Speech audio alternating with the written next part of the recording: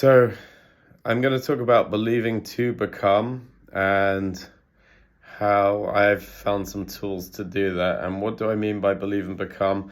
People like Neville Goddard, Joe Dispenza, Tony Robbins have all gone into this idea of getting into a state. And then when you go into that state or possibility, you then see that picture of who you wish to become or what you wish to have, and then from there you spend time in that energy and you feel it, and then from there you feel the gratitude for already having received it. So I have seen those meditations and I've felt them and I've experienced them in meditation with Tony Robbins and at his seminars, and I felt it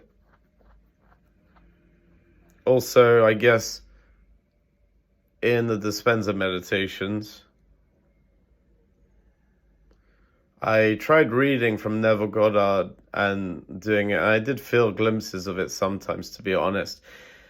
I think what's missing is, first of all, you meditate to breathe in and get into your energy and aligned with who you are. So get comfortable with your own energy. I actually read some stuff from Thich Nhat Hanh.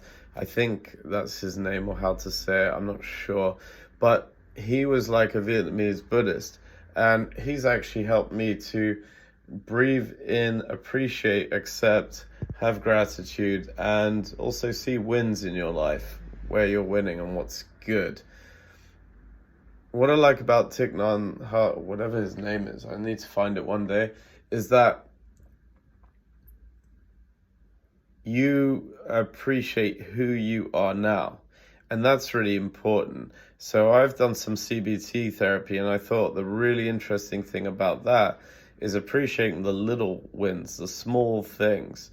So I think where these guys are great, and they're going for the big dream and the big vision, which really gets you excited about life and something to live for and joyous again, that is great. But I think for people maybe like myself, to stay in a joyous place without anyone's help and just in myself sometimes can be challenging. I want to stay there and I'm scared of dropping. So I came up with some ideas that have helped me to actually be more consistent. I'm starting to build it, and it's growing and it's getting better. What it is I guess I'm quite individual. I tune into my energy, and we all are. And so I breathe into my energy and I feel my energy through breath work. So now you're comfortable with yourself. Then I'll do the ideas of Thich Nhat Hanh, which is basically that you breathe in appreciation and smile. You breathe in. I made up my own version of his meditation, which has really helped me. You then breathe in gratitude, and you breathe in acceptance of your life completely as it is now. I've made this up as well. And then you breathe in anything that you feel is good or that you've won in your life. And then you can continue with breathing in and out with a long posture. So as you breathe in, lengthen your spine up, lengthen your body upwards. And as you breathe out, keep lengthening your sternum up here, but letting all the breath and the energy drop downwards, so you're letting go. As you breathe in, you're breathing in energy, life, excitement, good things. And as you breathe out, you're going into a relaxation, a letting go, a dropping.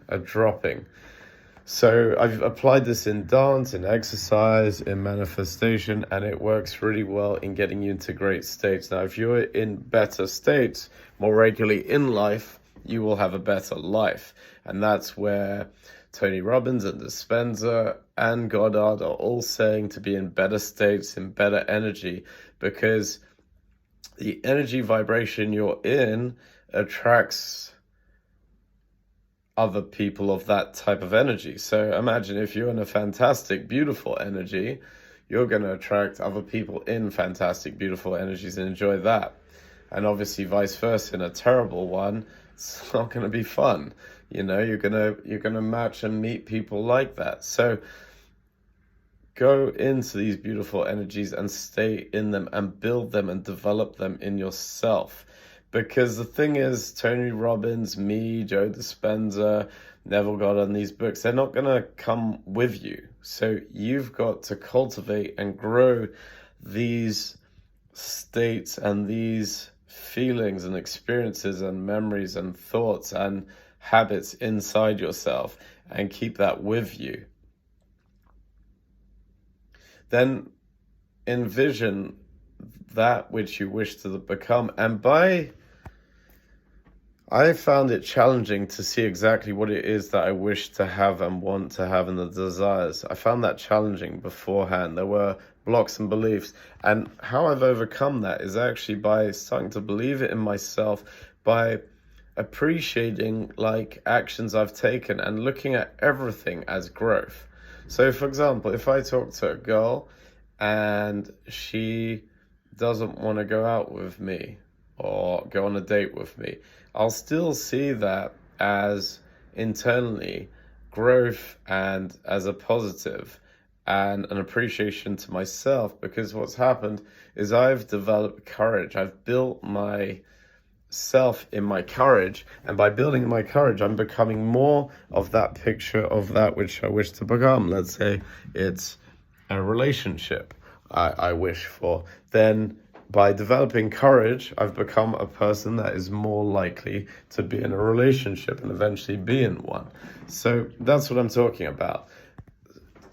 And so get yourself to be able to hold these positive pictures of feelings, experiences, and feel them. And then the next thing is you've got to fill them with gratitude. And that's why I think that it's great to do it in the meditation, but you might not be able to do it in the meditation if you don't work on self-love, consciously speaking to yourself in a more encouraging way. Because when you encourage yourself, you grow self-worth, self-esteem, self-confidence. So instead of saying to yourself, oh, I got rejected by this job, this person, whatever, you say, oh, I took action and I've built new learnings and I've built new courage, I've built new positivity, and I'm going to keep going on. And that's how I think that portion needs to be worked on and cultivated, and something you can do on a daily basis. So, and have yourself accountable, or pay for a coach or mentor, or I'd love to do it for you, or pay for someone to hold you accountable to keep doing that. And that's the important part. And that's why I don't think any one seminar, book, or anything's ever going to work unless you are applying it or holding yourself accountable on a regular basis, or getting someone to hold you accountable until you start doing that for yourself. So that's my view on how to make these great works from these people work better for you and maintain and manage it without them. Like, it's great to feel their energy and be inspired by them, and I would recommend, and I have been to their courses to do them. What I also encourage is, so that you don't crash down, is to encourage yourself to build an accountability in doing that. That's like, you go into the playground, they show you how to play. Now you want to develop the skill sets in the playground to do the somersaults and the different cool stuff on it safely, well, masterfully, and create your own style, even better it. You want to better it in that you customize it to who you are and how it's going to work for you.